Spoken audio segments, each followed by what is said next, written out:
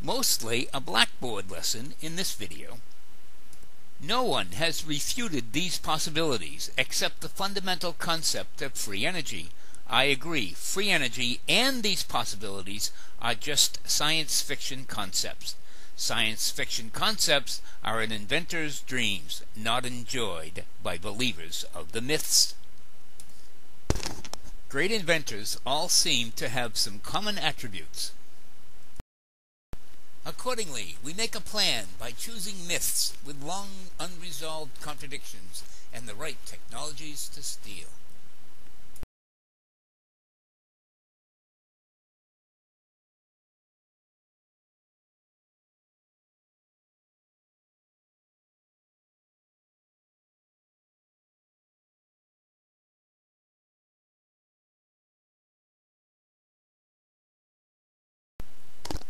So back to the possibilities, now avoiding the confrontation of energy debates with terminology.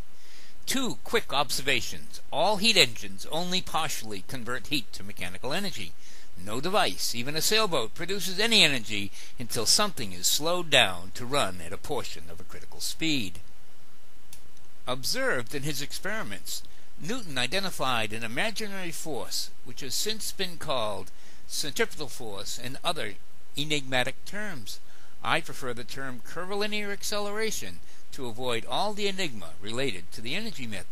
The ultimate boy toy may finally resolve that riddle one day soon. The magnet riddle might be easily solved with cheap ceramic magnets experiments like we use to accomplish our thievery. What is repulsion? Are there two or more types of repulsion? Pole-to-pole and side-by-side repulsions might describe two of the types.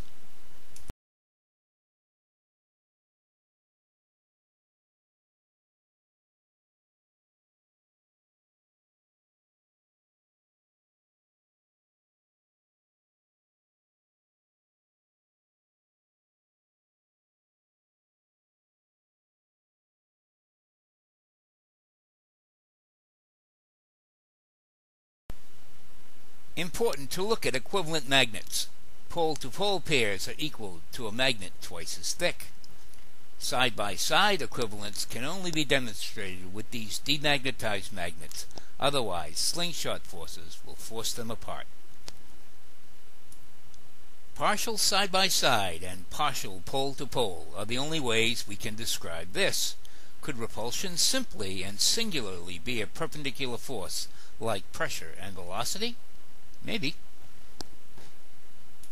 We started with skewing the field with two pieces of steel. No net forces were ever produced.